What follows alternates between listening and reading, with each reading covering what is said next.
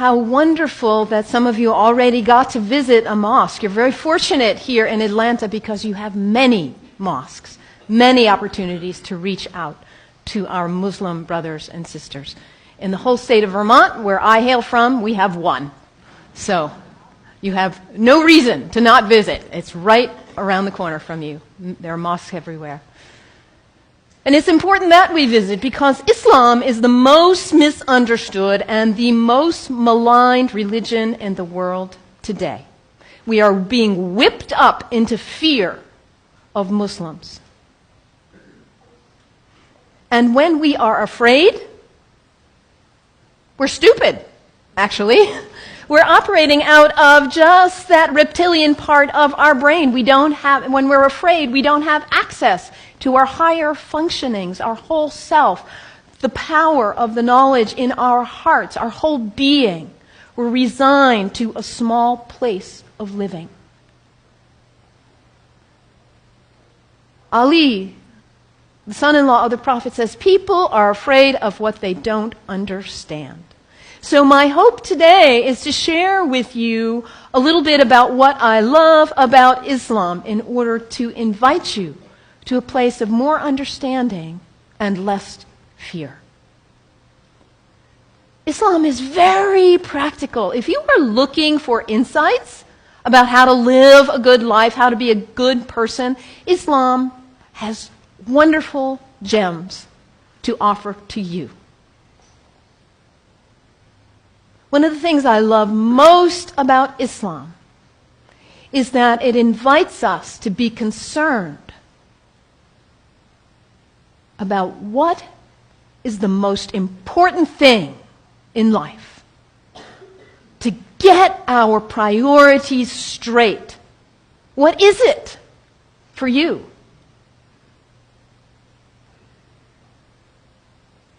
Stuff? Money? Power, prestige, family, kindness, service, love, art, compassion. What is it for you? If you get nothing else out of today, take that one question and live into it. And if you don't know the answer yet, find out. What is it for you? What's most important? In Islam, the answer is very clear. La ilaha illallah, Muhammadan Rasulullah. There is nothing but the source. God, the one. How did you say it, Anthony? That love which is greater than we can know. That's what matters. And Muhammad is his prophet. Is the prophet of love. La ilaha illallah, Muhammadan Rasulullah. And the thing about us humans, when we get that clarity, we know what's important. What do we do with that? We forget. That's who we are. We humans, we are the great forgetters. How many of you made a New Year's resolution back on January 1st? How are you doing with it now? Let's be honest. How were you doing January 7th? We get this high resolve and this clarity, and then we get caught up in all the distractions, all the things pulling our attention here and there, and we forget. That poet, Mary Oliver, says, what is it you plan to do with your one wild and precious life? What is it? In order to not waste our life, we need to regularly hit that reset button, come on back to center, to our heart, to what we know is really why we are here, what we know is really important. Regularly throughout the day, to stop and come back and say, well, let me check in and remember what matters so I don't waste my day or my week or my month or my life. And for Muslims, this is prayer, salat. It is the second pillar of Islam. The first pillar, la ilaha illallah, to know what matters. And the second pillar is to hit that reset button in order to regularly come back to center and remember what really matters. And for Muslims, this is not an activity in the head. It's an activity of the whole body. Allah Akbar, Allahu Akbar. Bismillah ar-Rahman ar-Rahim. Alhamdulillah, Rabbil Alameen. Ar-Rahman ar-Rahim. Malik Yawmiddin. Iyyak na'budu wa iyyak nasta'in. As-siratal mustaqim. Siratal ladhina an'amta alayhim. Ghayril maghdubi waladdallin. Amin. Allahu Akbar. Allahu Akbar. Allahu Akbar.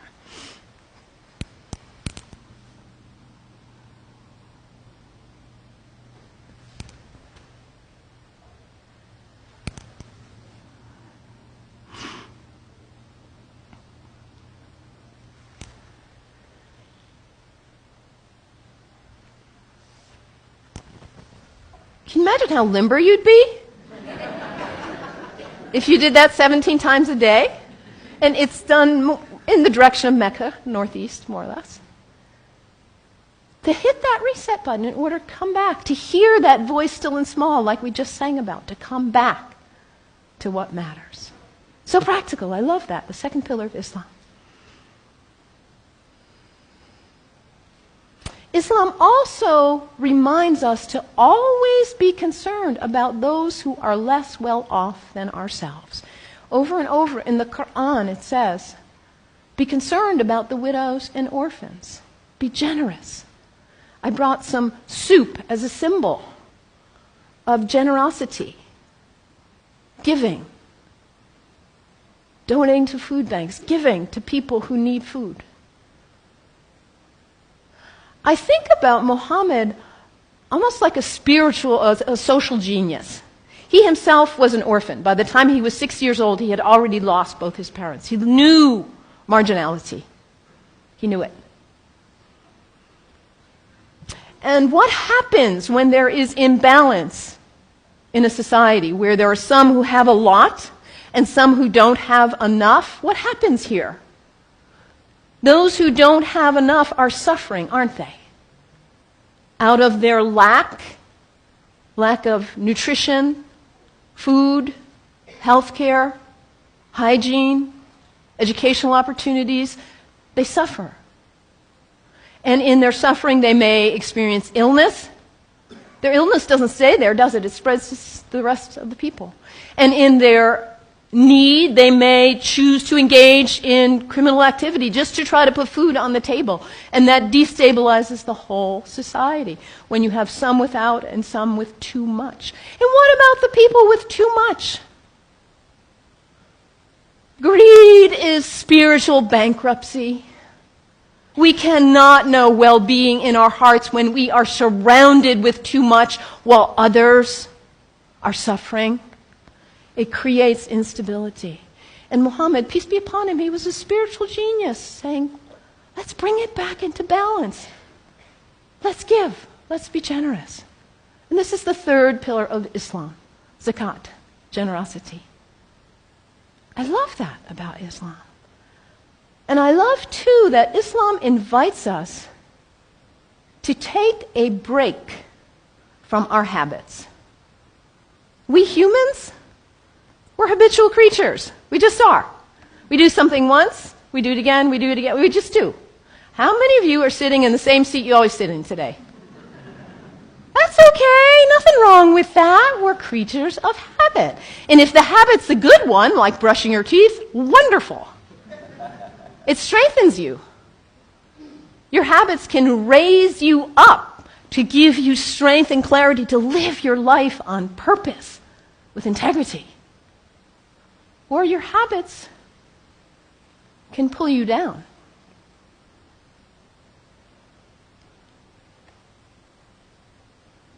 To take a break from your habits, because what happens when you try to take a break from your habit, when you try to stop reaching for whatever it is and you cannot?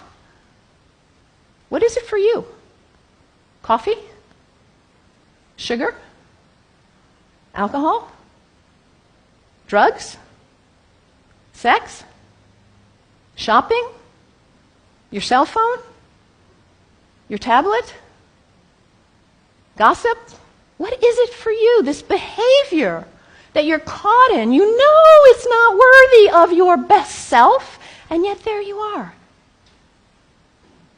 It's addiction, isn't it? When we can't stop reaching for it, we can't stop doing it. And yet your life is so valuable, you matter. And to live your life on purpose and to cultivate the habits that raise you and strengthen you so you can be your most beautiful, best, loving, caring, giving self. So to take a break from your habits so you see who's in the driver's seat in your life. And put yourself back in the driver's seat. Whatever it is for you. There are other people in this room who have also struggled with addiction in this way and who have overcome it. You can get help. You can do it. Your life matters. It's valuable. This is the next pillar of Islam, fasting. Fasting not just from food, but fasting from other activities and behaviors as well. And when we fast from food in particular, and it says over again and again in the Quran, fasting is good for you if you only knew. Because we put too much in our bodies, don't we? We stress them. We overeat and put junk. And we don't honor the beauty of ourselves. And also, when we fast, hunger is not a theory in the head, it's an experience in the body when we fast from food, that feeling. And then when you see somebody else on the street who is begging, it's not a theory. You feel empathy because you know what hunger feels like. It's harder to close your eyes and walk right on by. Muhammad, that spiritual social genius, to create harmony and stability in society. The fourth pillar of Islam, fasting, taking a break from your habits. So practical, I love it.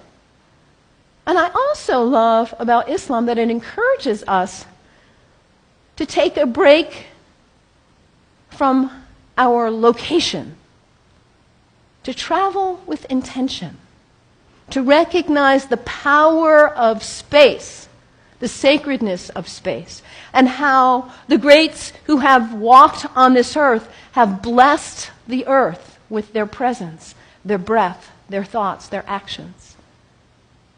I know you are on the verge of a major decision about this sacred space for you. You have made this place sacred by your presence here. And as you perhaps choose to move on, you will perhaps make a new place sacred by your use and your love. The earth is sacred. Our places are sacred. And when we travel with intention, we are changed by it.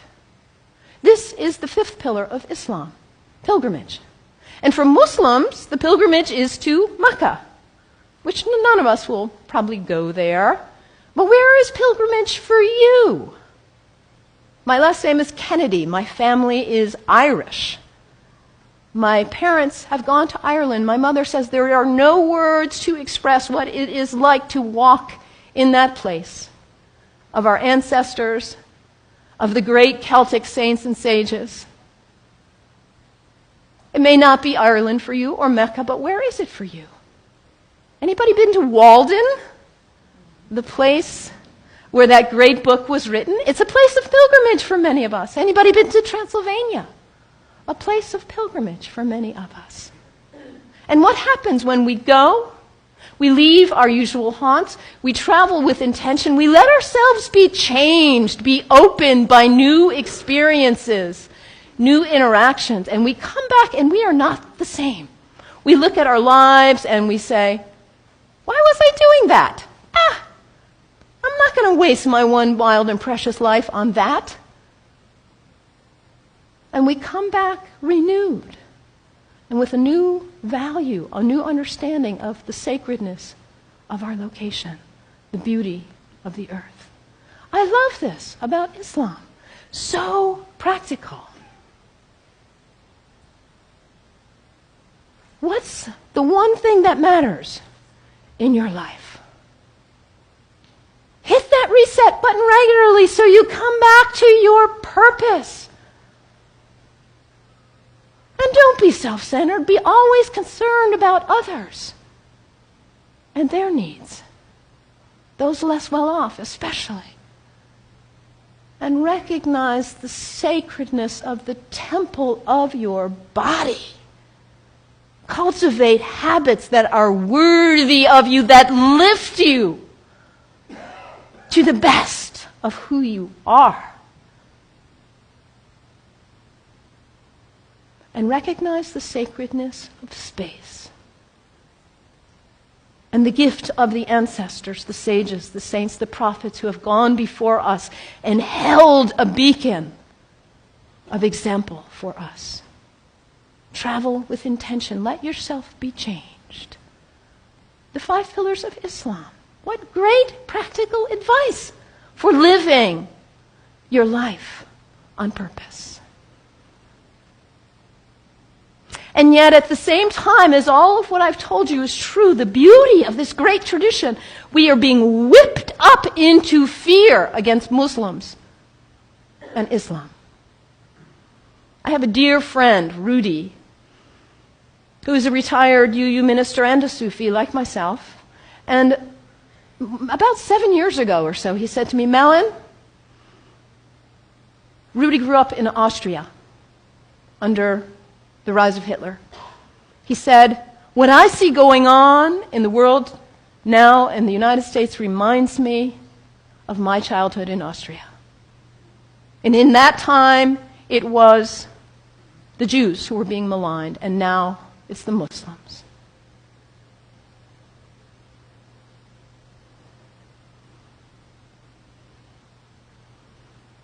Hermann Goering, the right-hand person of Hitler,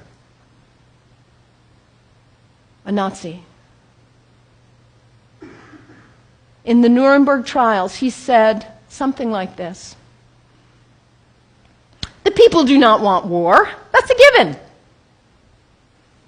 But the people can be brought to the bidding of their leaders. It works the same in all countries, whether it's a dictatorship, a democracy, socialist, doesn't matter. All you have to do is convince the people they are under attack, make them afraid, condemn the pacifists for being unpatriotic, and the people will come to the bidding of their leaders. We're in the midst of such a time. People are afraid of what they don't understand. I implore you, do not fall for this ruse.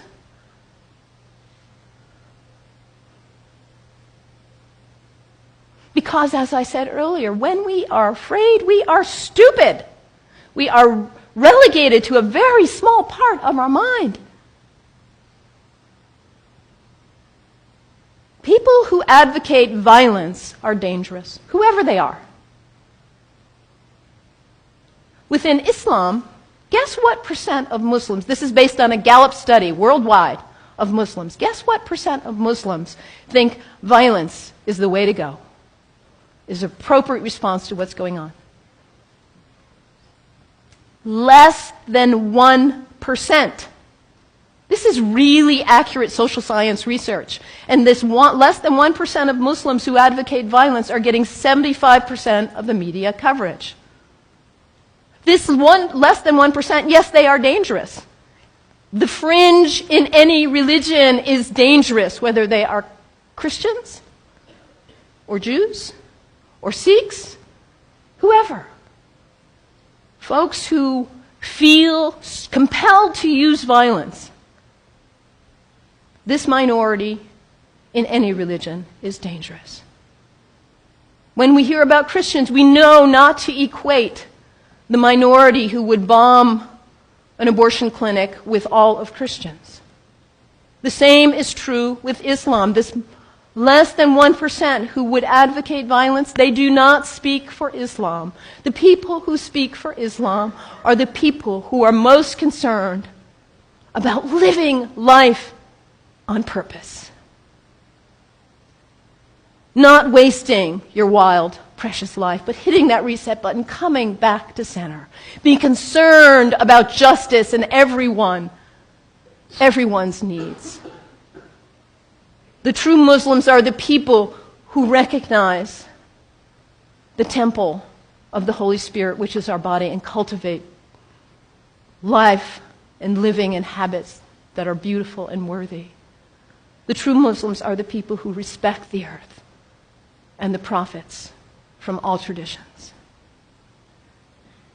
So I implore you, you've got Muslim neighbors all around. Go visit. Make friends. Do not let yourself fall into this trap of being afraid of what you do not know. And take the example from the great tradition of Islam and live your one wild and precious life on purpose. May it be so. May it be so. Blessed be. Amen.